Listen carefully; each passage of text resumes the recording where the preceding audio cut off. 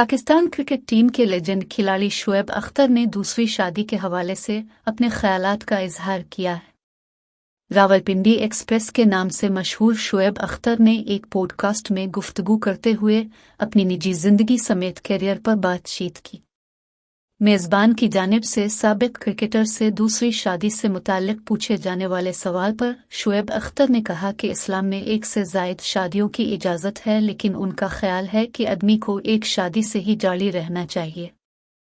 शुएब अख्तर ने कहा कि एक लड़की आपके लिए अपना घर छोड़ कर आती है तो शौहर को चाहिए कि वो हमेशा उसके साथ ईमानदार रहे और नरमी के साथ पेश आने के साथ साथ इसकी देखभाल भी करे।